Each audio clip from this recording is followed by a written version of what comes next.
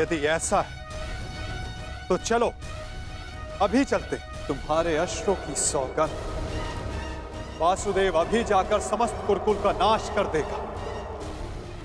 परंतु एक बार सोचो, उसके पश्चात क्या होगा? संसार का मार्ग बदलने वाली पांचाली के इस प्रयास को लोग क्या कहेंगे? प्रतिशोध या न्याय की स्थापना?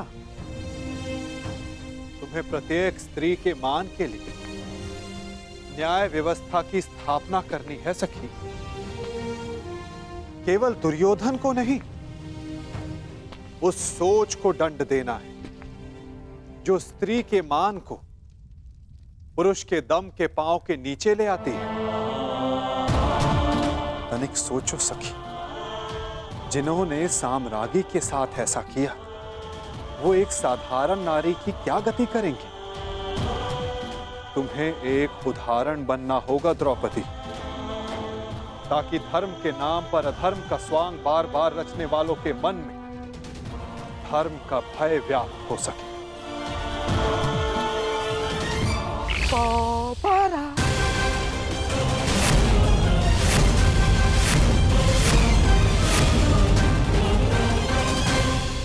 बधाई हो मेरे होने वाले सम्राट। दोबारा हार गए। पांडव दोबारा हार गए। सम्राट युधिष्ठिर, पांचाली को दासी बनने से तो तुमने बचा लिया, परंतु स्वयं को वनवासी होने से नहीं बचा पाए। वन में जाने को प्रस्तुत हो जाओ महान पांडु पुत्रों।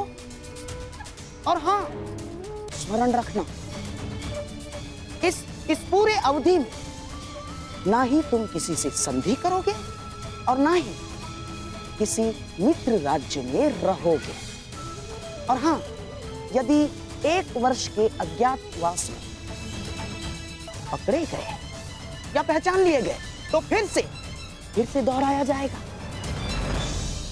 दुर्योधन, ऐसा प्रतीत होता है कि इनका जीवन वन में ही कटना लिखा है। अब तुम ही बताओ, जन्म वन में लिया, विवाह वन में किया, और अब काल का सामना भी कदाचित वन में ही करोगे।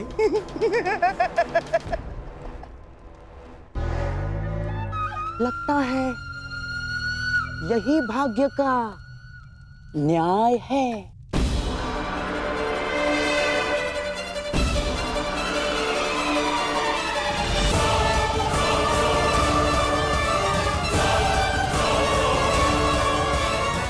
काल का सामना आप करेंगे मामा श्री, क्योंकि इस अन्याय का प्रतिशोध हम लेंगे, न्याय लेंगे हम। तुम्हें न्याय मिलेगा।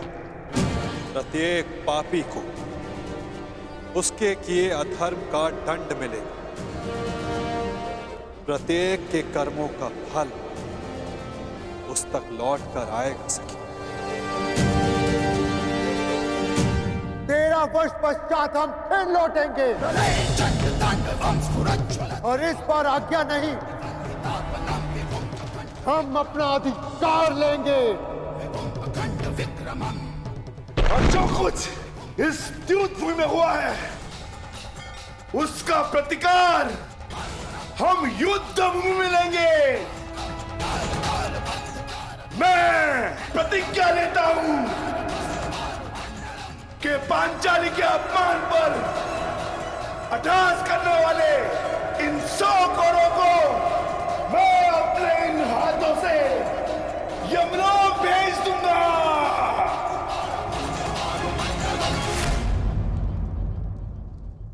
ये मत समझना कि वन में हम विश्राम करेंगे दुर्योधन। हर पल प्रतिशोध की अग्नि में जलेंगे, और जब लौटेंगे तो इतने बाण बरसेंगे, अंधकार छा जाएगा हस्तिनापुर के भविष्य पर। महायुद्ध होगा।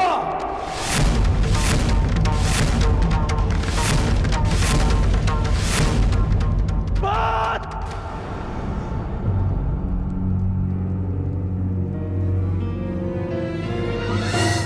द्रौपदी का सम्मान भंग हुआ तो उसका कारण दुर्योधन के प्रतिशोध से अधिक युधिष्ठिर का लालच था।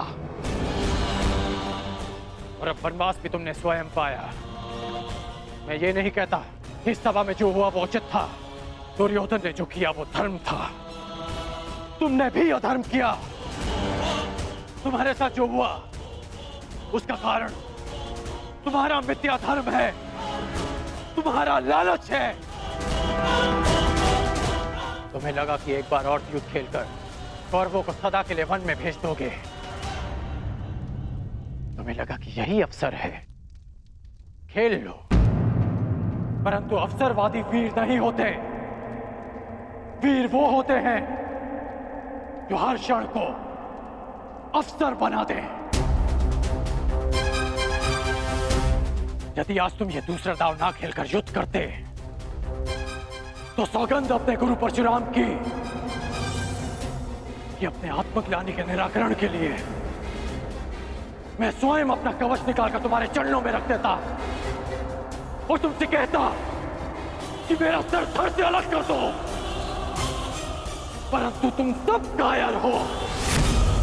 तुमने युद्ध चुना, युद्ध नहीं। द्रौपदी का मान भंग करने के उत्तरदायी तुम पांचों भाई हो। जब देखो नियम और धर्म का बखान करने वाले। जानते भी हो कि नियम और धर्म क्या है? नियम और धर्म वो होते हैं जो समाज और मनुष्य के कल्याण के लिए होते हैं, और जो नियम और धर्म विनाश ले आए वो अधर्म है। और इस बार ये अधर्म तुम सब ने किया है। धर्म और अधर्म का निर्णय इस सभा में नहीं होगा कर्ण। बीतने दो 13 वर्ष, उसके पश्चात होगा यह निर्णय। उन 13 वर्षों के पश्चात कर्ण युद्ध भूमि में तुम्हें सबसे आगे खड़ा मिलेगा। तुम भाई जिसे धर्म युद्ध कहते हो, मैं उसे तुम जैसे धर्म को ना समझने वालों के विरुद्ध महायुद्ध कहता हूं। ये युद्ध प्रतिशोध के लिए नहीं होगा, ये धर्म युद्ध होगा। धर्म और न्याय की स्थापना के लिए होगा, साधुओं के परित्राण के लिए, दुष्कर्मियों के नाश के लिए होगा। जब खेत में खरपतवार इतनी बढ़ जाए कि रोकी ना जा सके तो उसे जलाकर भस्म कर दिया जाता है, ताकि उसकी भस्म की नींव पर नई फसल जन्म ले सके। एक नए संसार के लिए, एक नई व्यवस्था की स्थापना के लिए, सुनहरे भविष्य के लिए कलंकित वर्तमान के विरुद्ध युद्ध होगा। इस सृष्टि का सबसे बड़ा युद्ध होगा। उनके विरुद्ध जिनके हाथों में मैं भारत का भविष्य सुरक्षित नहीं समझता। तुम्हारे धर्म की मिथ्या सोच और मेरे परिवर्तन की प्रतिज्ञा के मध्य होगा महायुद्ध, होगा महाभारत। ऐसा युद्ध जो ना पहले कभी हुआ है, ना इसके पश्चात होगा। होगा महाभारत।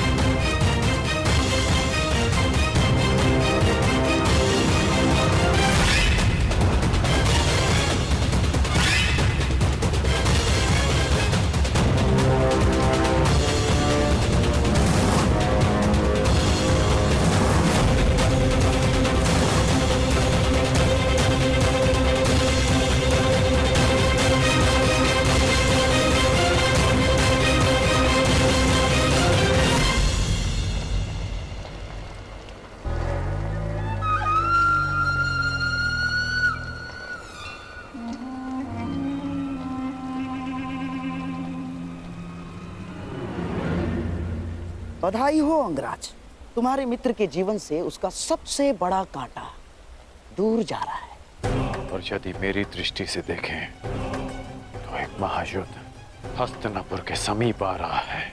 ना, कोई युद्ध मेरे दुर्योधन के निकट नहीं आ सकता अंगराज। 12 वर्ष के वनवास के पश्चात उस 1 वर्ष के अज्ञातवास में पांडवों को हम ढूंढ लेंगे और फिर से उन्हें 12 वर्ष के वनवास पर जाना होगा और ये चक्र सदैव चलता रहेगा अंगराज। और पांडवों का वनवास उनकी मृत्यु से पूर्व समाप्त नहीं होगा।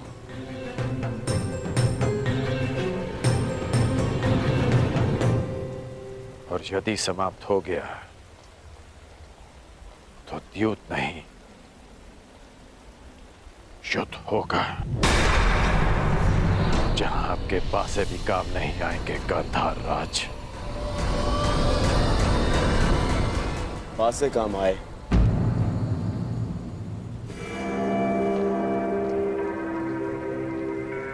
या ना आए, मुझे तो इस बात की प्रसन्नता है कि आज मेरा मित्र मेरे काम आया। आज जिस तरह से जो कुछ भी तुमने किया, जो तुमने मेरा साथ दिया, जो उन पांडवों को उत्तर दिया, मैं बहुत अभिभूत हुआ मित्र।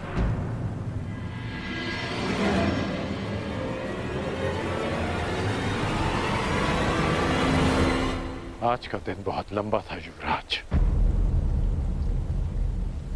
विश्राम करने के लिए आज्ञा दीजिए।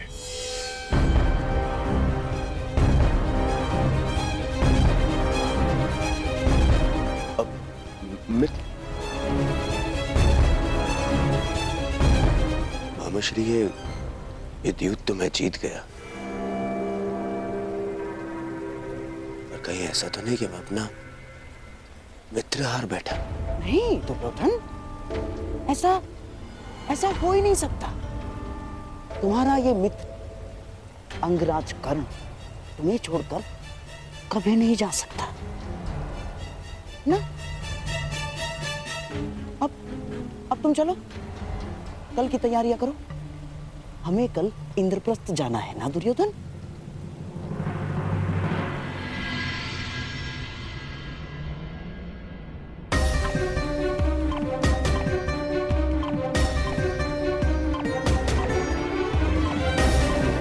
ये भूमि पर जलने के चिन्ह कैसे हैं? ये पांचाली के चरणों के चिन्ह, उसके मन की अग्नि उसके तन को जला रही है।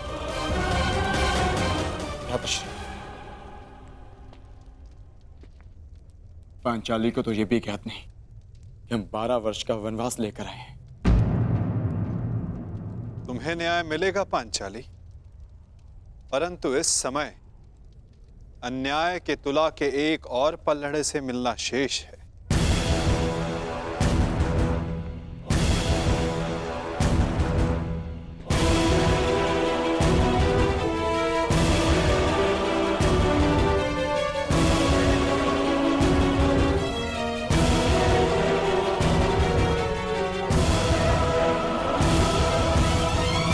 आओ महान वीरों, प्रणिपात स्वीकार करो। फहरा आए अपने धर्म की ध्वजा धर्मराज, दिखा दिया अपने गदा का बल विकोदर, अपने बाणों की पैनेपन की सीमा देख आए अर्जुन।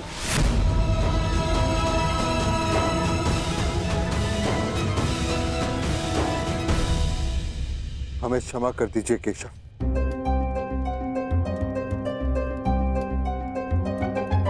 हमने जो कुछ किया धर्म से विवश होकर किया। कदाचित दुर्योधन का भी यही कहना होगा कि उसने जो कुछ भी किया धर्म के तले किया, परंतु धर्म क्या है, उसकी सीमा क्या है, क्या यह सब जानने का प्रयास आप सब में से किसी ने किया?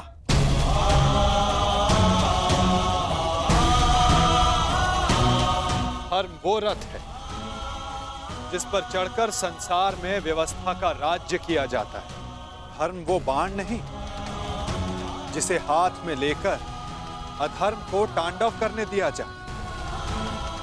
अंधकार में रोशनी देने वाली मशाल यदि हाथ को जला दे तो उसे भी बुझा दिया जाता है।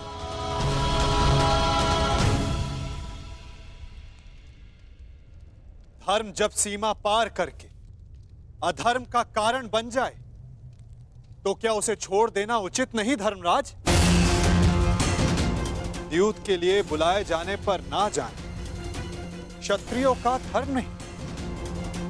अच्छा है, परंतु क्या अपनी प्रजा के अस्तित्व को उनसे बिना पूछे दांव पर लगा देना क्या धर्म है?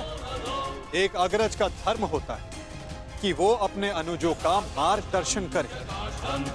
उन्हें दासत्व के मार्ग पर भेज देना क्या धर्म है?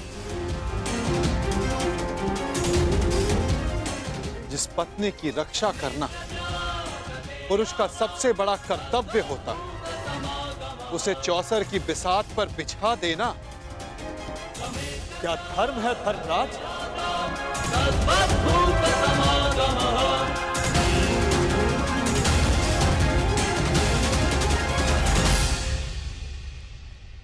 हम क्षमा चाहते हैं वासुदेव। मैं क्षमा नहीं करूंगा।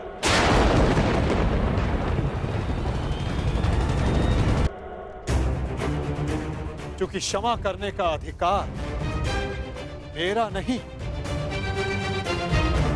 पांचाली का है। पूछो उससे, क्या उसका टूटा हुआ विश्वास तुम सबको क्षमा करेगा?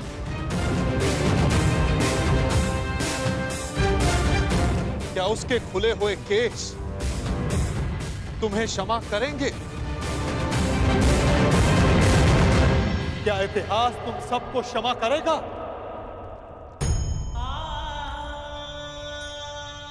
क्षमा तो हम स्वयं को भी नहीं कर सकते केशव। बस एक अवसर चाहिए। अब आप क्रोध में आकर हमारा साथ मत छोड़ जाइएगा। स्मरण रखना धर्मराज,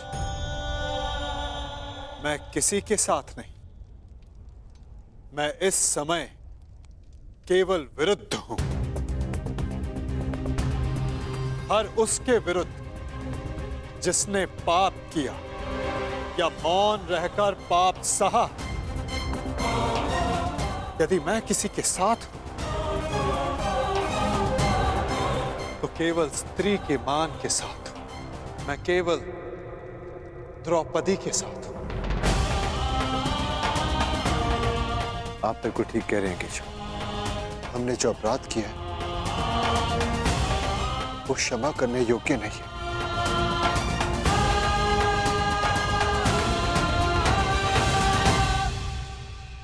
हमें क्षमा मत करना पांचाली। क्योंकि कहीं हमें एक क्षमा भुला ना दे कि हमें तुम्हारे साथ हुए अन्याय का प्रतिशोध लेना है। हमें हमारे अपराध का दंड नियति ने दे दिया पांचाली। हमने हमारी गृह लक्ष्मी का अपमान सहा और नियति ने हमें राज लक्ष्मी से वंचित करके वनवास दिलवा दिया।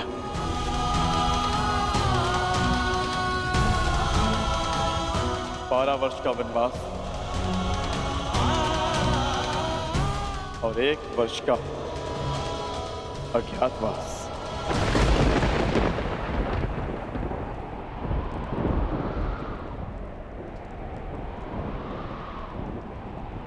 कोई अंतर नहीं पड़ता मुझे, कोई अंतर नहीं। अपना सम्मान भंग हो जाने के पश्चात मेरे लिए ये राज्य, ये महल, ये सुविधाएं कोई मोल नहीं रखती। अच्छा ही है, कम से कम ये वनवास और अज्ञातवास आप सभी को अपना लक्ष्य स्मरण करवाता रहेगा।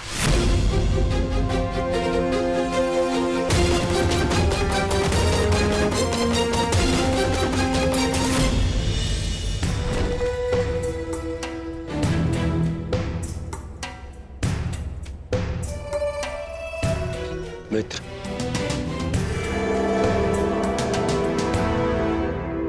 तुम यहाँ अकेले क्या कर रहे हो मित्र? इस सुरक्षा चौकी की जांच कर रहा हूं युवराज। वर्षों से हस्तिनापुर पर आक्रमण करने का किसी ने साहस नहीं किया, परंतु अब आभास हो रहा है कि आक्रमण शीघ्र ही होने वाला है। तुम व्यर्थ चिंता कर रहे हो मित्र। 13 वर्ष बहुत लंबा समय होता है और उन पांडवों का तो वनवास कभी समाप्त नहीं होगा। परंतु फिर भी तुम्हें यह करना ही था तो किसी सेवक को बुला लेते, उससे करवा लेते। एक सेवक ही ये कार्य कर रहा है युवराज।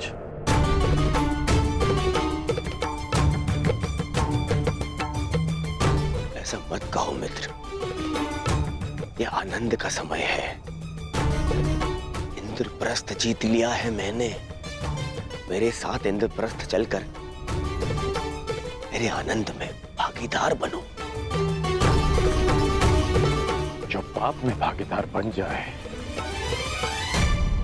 वो केवल यंत्रणा में भागीदार बन सकता है, आनंद में नहीं युवराज। तुम मुझे बार बार युवराज क्यों कह रहे हो? मैं तुम्हारा मित्र हूं, तुम मेरे मित्र हो, मित्र कहो मुझे। भरी सभा में अपने मित्र उसकी मित्रता को लज्जित किया आपने। आपकी मित्रता उसी समय समाप्त हो गई जब आपने अपने मित्र के शस्त्र अपनी सेवा में ले लिए। आपके मित्र के बार बार कहने के पश्चात भी आपने एक स्त्री को लज्जित किया, उसे अपमानित किया। अब जो आपके सामने खड़ा है वो केवल आपका सेवक है। मेरा जीवन और मेरे शस्त्र सदा आपकी सेवा में रहेंगे।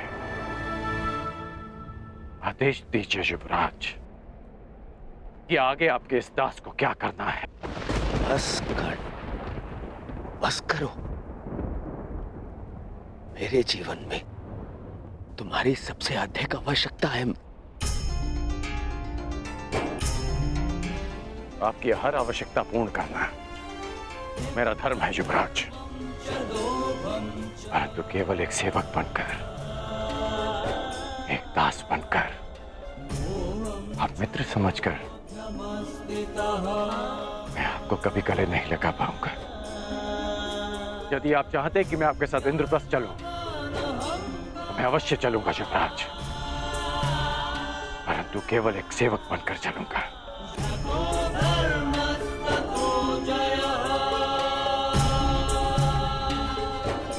अपने दास को आज्ञा दीजिए युवराज। बड़ी बात।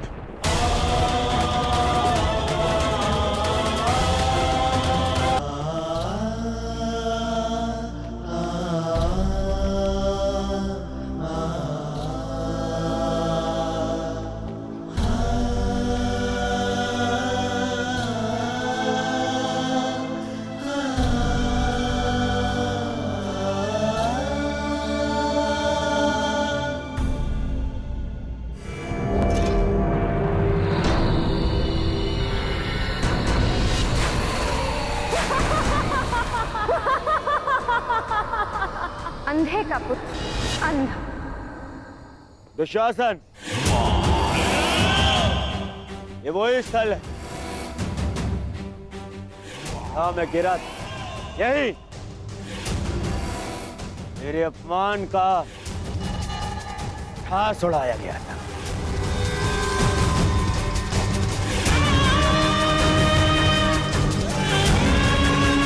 इस स्थान को तोड़वाकर इसे समतल बना दो।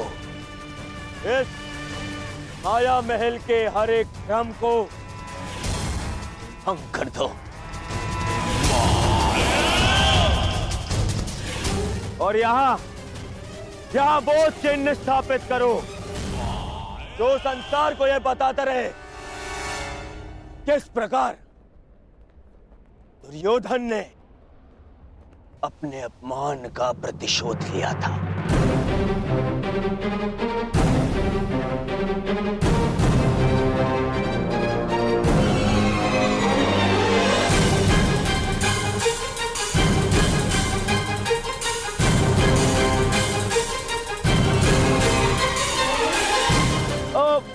भ्राता युधिष्ठिर,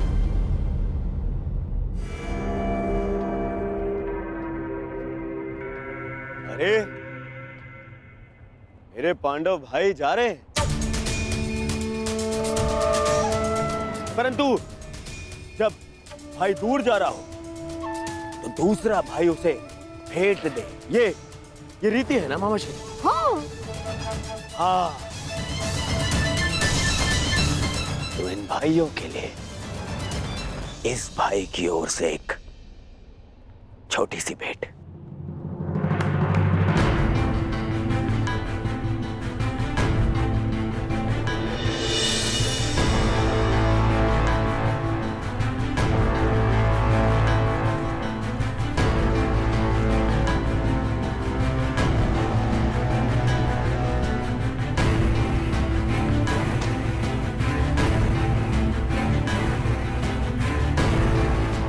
भेंट अनावृत करने की अनुमति चाहूंगा।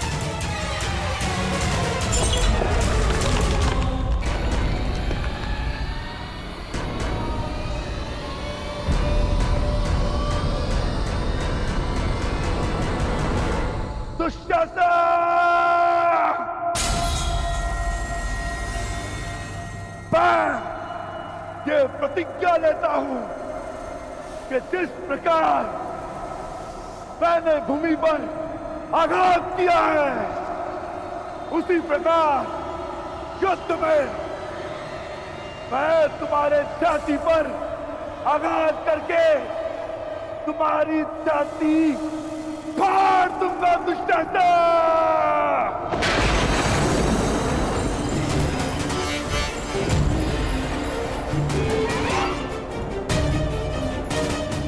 तुम्हारे छाती के लहू से याज्ञसेनी के केश धोऊंगा।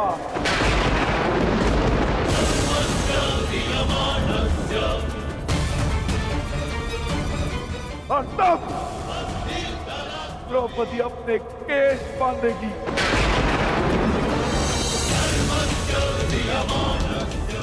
तुम्हारे छाती का लहू पीकर मैं अपनी प्रतिज्ञा पूरी करूंगा।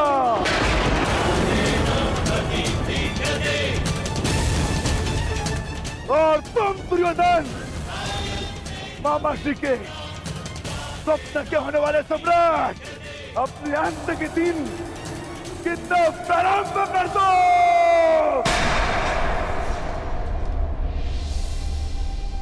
दुर्योधन, मुझे तो भय लग रहा है भीम का।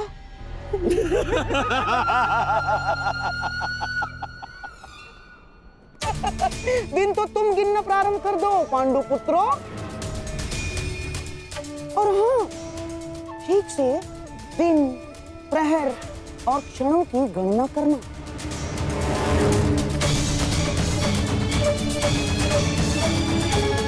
कहीं चूक गए? फिर से वनवास। जाओ। अवश्य गिनेंगे मामा श्री। मैं पांडुपुत्र सहदेव ये प्रतिज्ञा लेता हूं कि ये वनवास समाप्त होने के पश्चात मैं आपका वध करूंगा।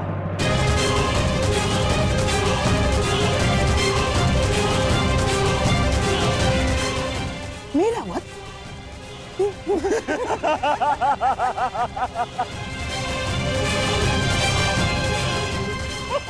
जाओ।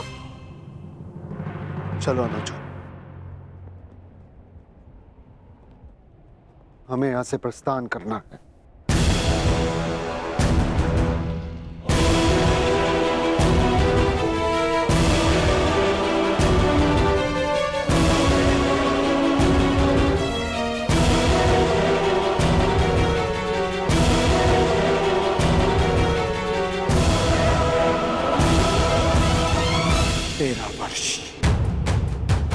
स्मरण रखना, और तुम भी स्मरण रखना कि 13 वर्षों के पश्चात उस महासंग्राम में तुम्हारा सामना मुझसे होगा।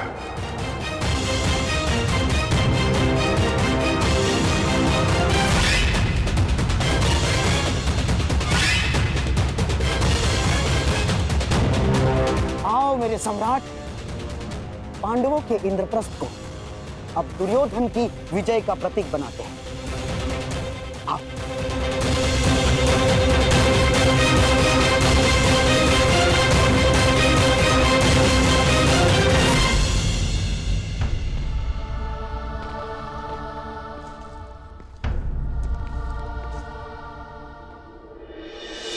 नारायणं नमस्कृत्य नरं चैव नरोत्तमम् देवीं सरस्वतीं व्यासं ततो जयम् उदीरयेत्। नारायणं नमस्कृत्य नरं चैव नरोत्तमम् देवीं सरस्वतीं व्यासं ततो जयम् उदीरयेत्।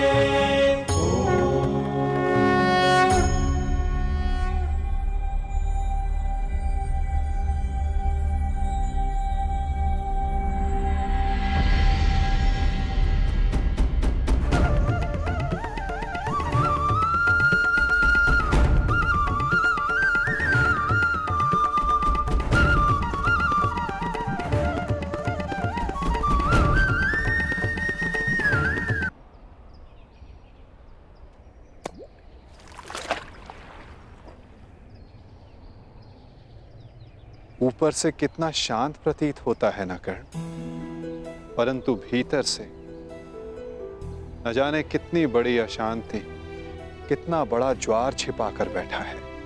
आपने मुझे जल की अशांति के विषय में बताने के लिए तो नहीं बुलाया केशव। जल की बात कौन कर रहा है कर्ण? मैं तो मनुष्य के मन की बात कर रहा हूं।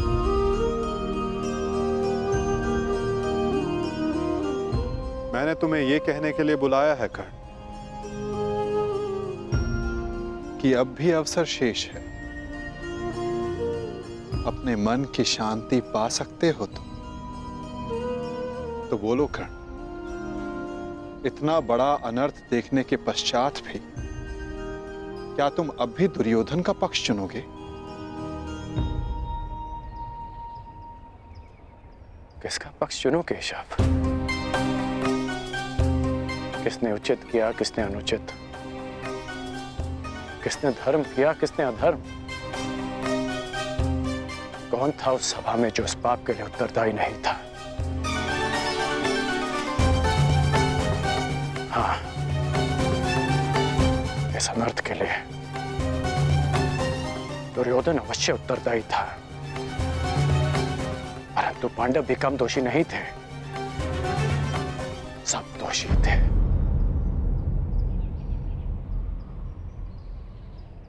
मैं भी दोषी हूं केशव। तुम अब भी प्रायश्चित कर सकते हो कर्ण। कर सकता हूं केशव, परंतु अब प्रायश्चित का नहीं, दंड पाने का समय है। अपने कर्मों का फल पाने का समय है। अनिच्छा से ही सही, परंतु द्रौपदी का अपमान होते हुए मैंने भी देखा। विवश होकर मैंने पांचाली को वेश्या कहा। एक स्त्री के लिए मेरे मुख से ऐसे शब्द निकले केशव।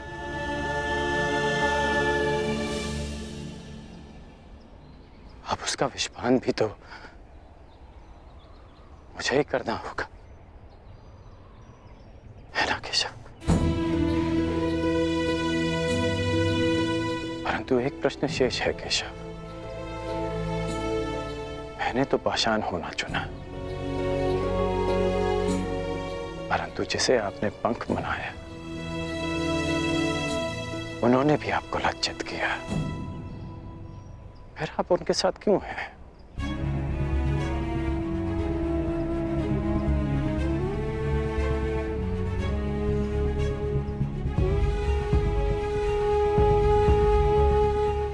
यही प्रश्न उस पंख ने भी मुझसे किया था और जो उत्तर मैंने उसे दिया वही उत्तर मैं तुम्हें भी दूंगा कर्ण।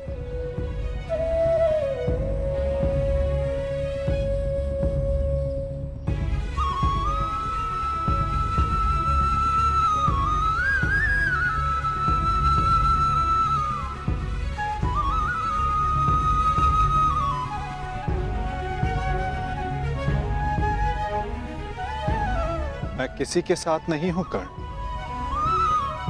मैं केवल विरोध में हूं। हर पाप के, हर अत्याचार के। मुझे मेरे प्रश्न का उत्तर मिल गया केशव।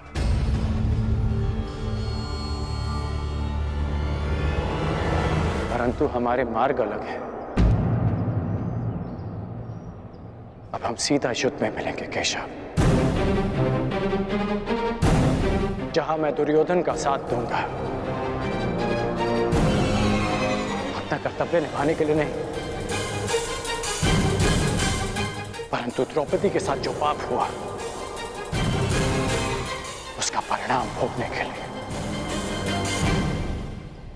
मैं जानता हूं केशव कि 13 वर्षों के पश्चात एक महासंग्राम होगा, एक महाभारत होगा, जहां आप मेरे विरुद्ध खड़े होंगे। आप अपना धर्म निभाइए और मैं अपना धर्म निभाकर अपना पश्चाताप पूर्ण करूंगा।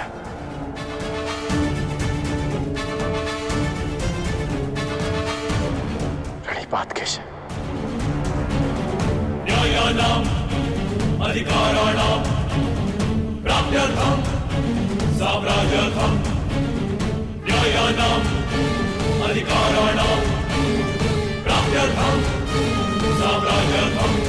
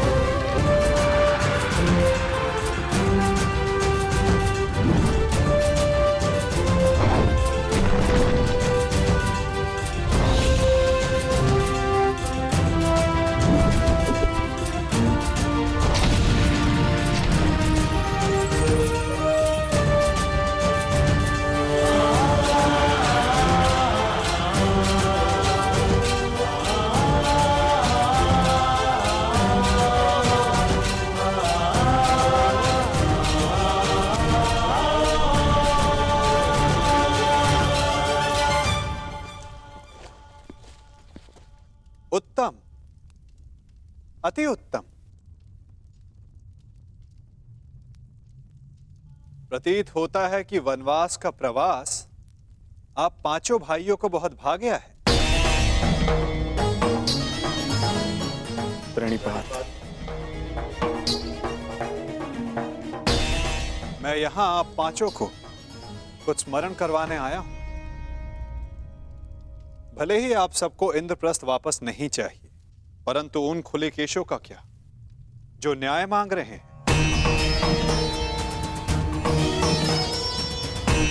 इस भांति वनवास के प्रवास का आनंद उठाकर आप इन खुले केशों को न्याय दिलवाएंगे।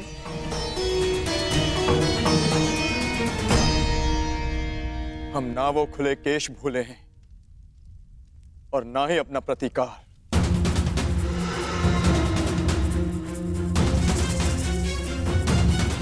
हम युद्ध की तैयारी कर रहे हैं माधव। जो युद्ध होगा वो ऐसा युद्ध होगा जो ना आज तक कभी हुआ है और ना कभी होगा।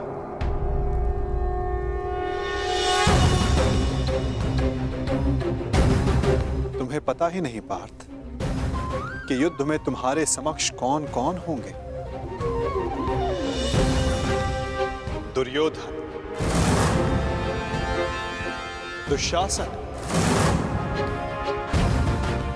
जयद्रथ, द्रोण, भीष्म, अश्वत्थामा और सबसे महत्वपूर्ण योद्धा अंगराज कर्ण।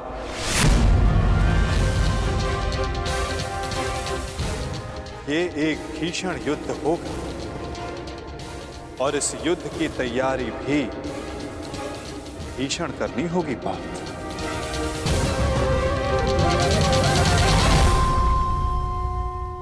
तो हम क्या करें माधव? हमारा मार्गदर्शन कीजिए। जब लक्ष्य कठिन हो तो मार्ग भी सरल नहीं होता पार्थ। एक कठिन मार्ग से जाना होगा, एक कठिन यात्रा करनी होगी पार्थ।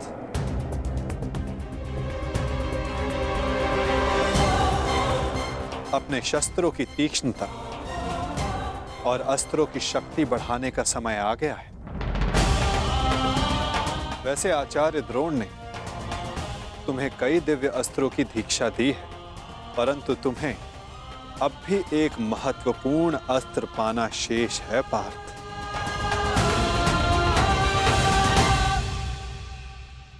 पशुपतास्त्र।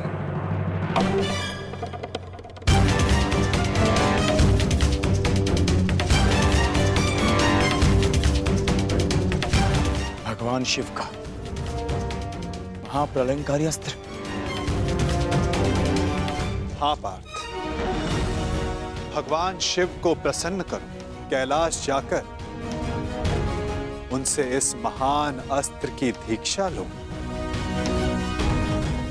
चूंकि युद्ध में सर्वाधिक आवश्यकता तुम्हें इसी अस्त्र की पड़ेगी।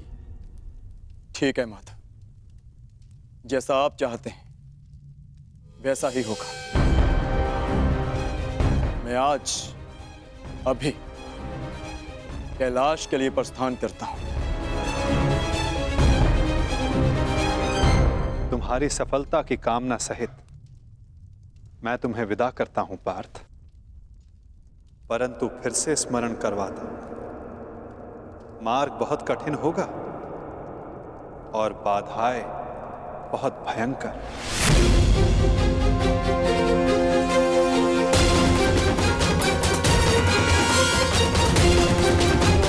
द्रोण ने तुम्हें कई दिव्य अस्त्रों की दीक्षा दी है, परंतु तुम्हें अब भी एक महत्वपूर्ण अस्त्र पाना शेष है पार्थ, पशुपतास्त्र। परंतु फिर से स्मरण करवाता हूं, मार्ग बहुत कठिन होगा और बाधाएं बहुत भयंकर। परंतु आपने ही कहा था ना माधव, यदि लक्ष्य कठिन हो तो मार्ग सरल नहीं होता। आज्ञा दीजिए माधव। यशस्वी भव।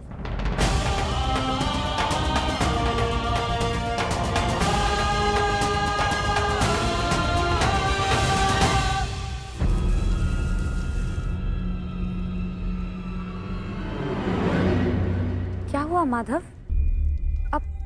अब वहां देखकर मुस्कुराए क्यों? क्या था वहां? गुप्तचर जो गुप्त नहीं रह पाया। सुना क्या कहा गुप्तचर ने? अर्जुन पशुपतास्त्र लेने कैलाश पर्वत जा रहा है और मेरा ये महान पुत्र यहाँ चैन से बैठकर बंसी बजा रहा है। मैं अंधा हूं, फिर भी तुम्हारा भविष्य देख सकता हूं। अंधकार में जा रहा है तुम्हारा भविष्य।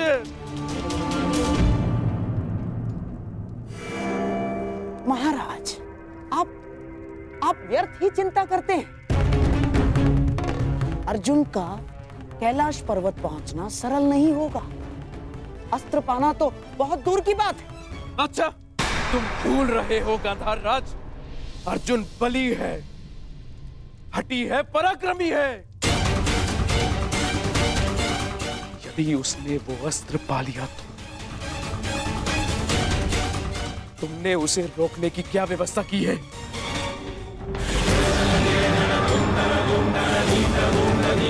महाराज, आप क्या समझते हैं? इतने दिनों से महर्षि दुर्वासा का सत्कार हम यूं ही कर रहे हैं। महर्षि दुर्वासा के वरदान में बल है, तो श्राप महाबलशाली है। उस अर्जुन ने अपनी यात्रा प्रारंभ तो कर दी है, परंतु दुर्वासा के श्राप के अग्नि से अर्जुन समेत सभी पांडव जलकर भस्म हो जाएंगे।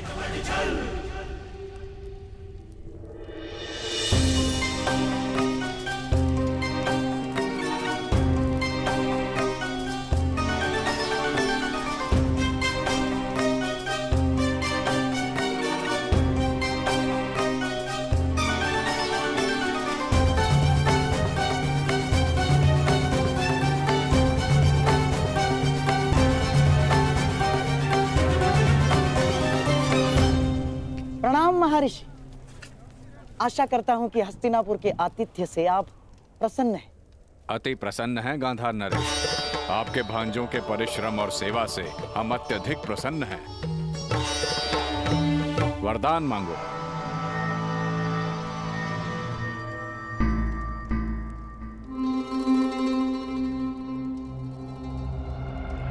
क्या हुआ गांधार नरेश? आपकी आंखों में अश्रु क्यों हैं? क्या करे महर्षि, पांडवों का स्मरण हो आया मुझे। यदि यहां होते तो आपकी सेवा का सौभाग्य और महामुनि का आशीर्वाद प्राप्त कर सकते थे। परंतु महर्षि, आप यदि हमारे आतिथ्य से प्रसन्न हैं, तो कृपया वन में जाकर मेरे पांडवों को भी आशीर्वाद देकर कृतार्थ करें।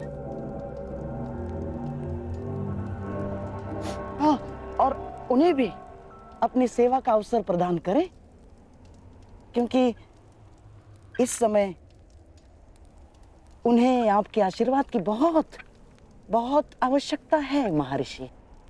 अवश्य, हम आज ही प्रस्थान करेंगे। वत्स मध्यसेन, जी गुरुदेव। जाकर पांडवों को सूचित कर दो कि हम उनका आतिथ्य सत्कार प्राप्त करने पधार रहे हैं।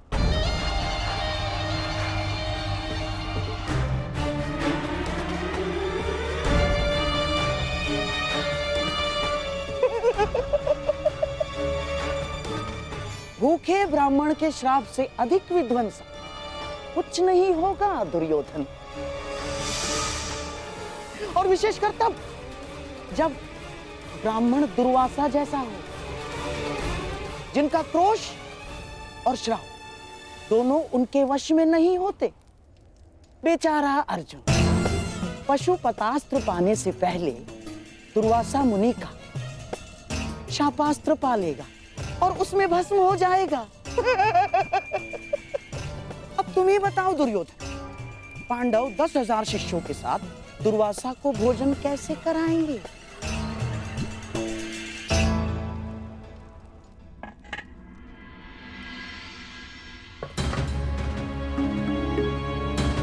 घर में अन्न का एक भी दाना शेष नहीं है।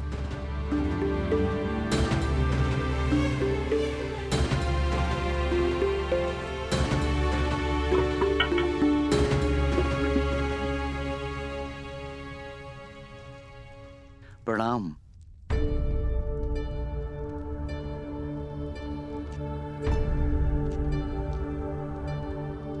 प्रणिपात ब्राह्मण पुत्र, क्या आप वन में मार्ग भटक गए हैं? नहीं, मैं केवल ऋषि दुर्वासा का संदेश लेकर आया हूं। महर्षि दुर्वासा पधार रहे हैं।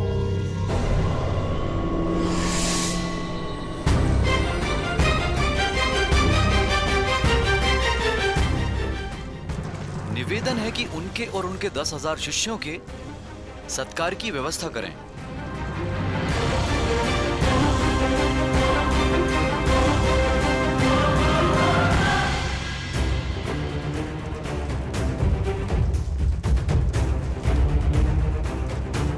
दुर्योधन, जो काम लाक्षागृह नहीं कर पाया, वो काम दुर्वासा का श्राप अवश्य करेगा।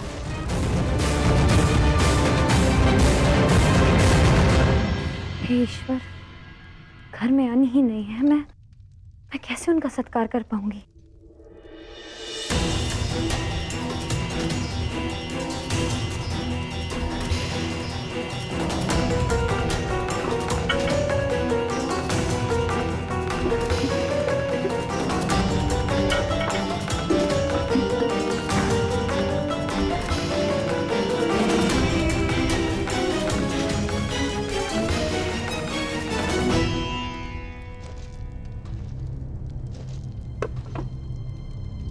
महर्षि दुर्वासा पधार गए हैं। हे गोविंद, अब बस आप ही का सहारा है।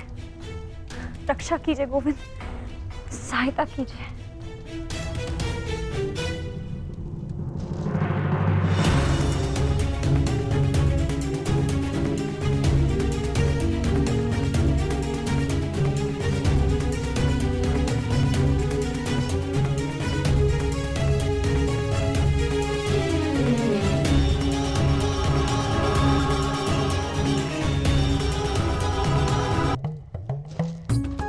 सखी, भूखे पेट मुझे कुछ नहीं सूझता।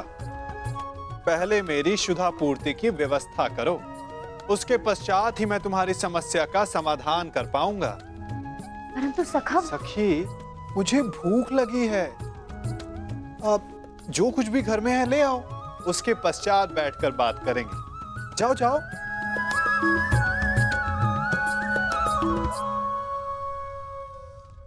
सखी, ऐसे क्या देख रही हो? तुम्हारा सखा भूखा है।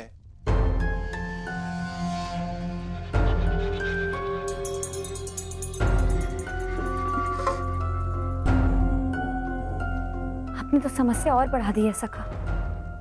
घर में अन्न का एक भी दाना नहीं है। असत, तुम कब से इतनी कृपण हो गई सखी? अपने सखा से भोजन छिपा रही हो? हटो, मैं खुद ही देख लेता हूं।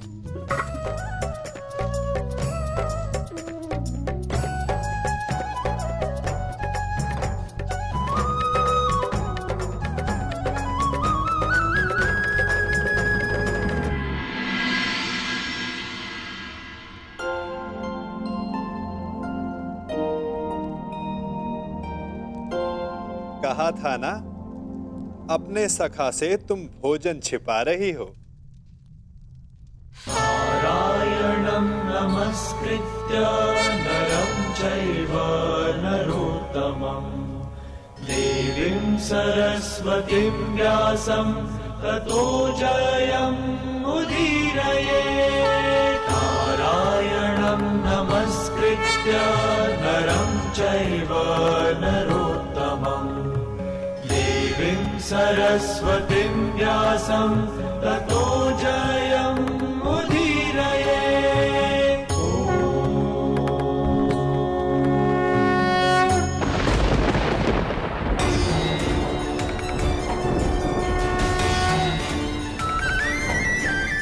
श्री कृष्ण गोविंद हरे मुरारी नाथ नारायण वासुदेवा।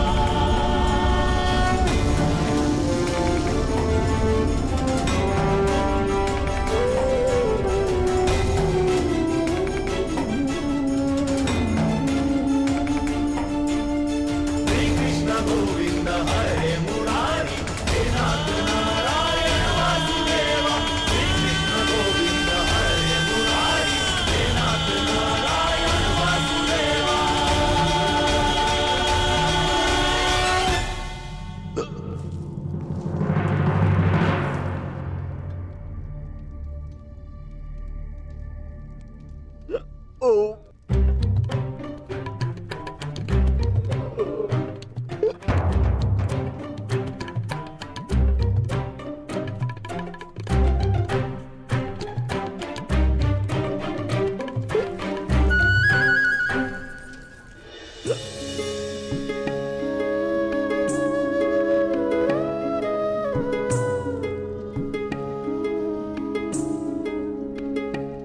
आनंद आ गया सखी, अब जाकर मेरी भूख शांत हुई। अच्छा, वो समस्या क्या थी, तनिक बताओ। सखा, वो महर्षि दुर्वास। कल्याण हो पांचाली।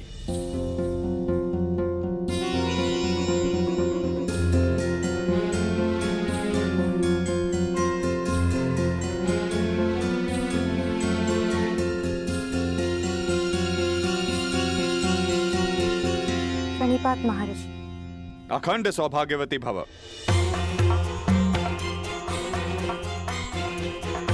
वो महर्षि दुर्वासा, आपसे निवेदन है कि थोड़ा जल मिलेगा? जी जी जी।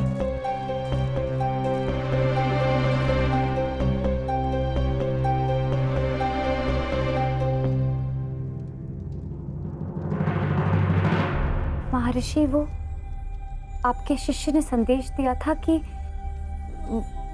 वो भोजन। क्षमा चाहता हूं यज्ञसेनी, अब हम भोजन नहीं कर पाएंगे।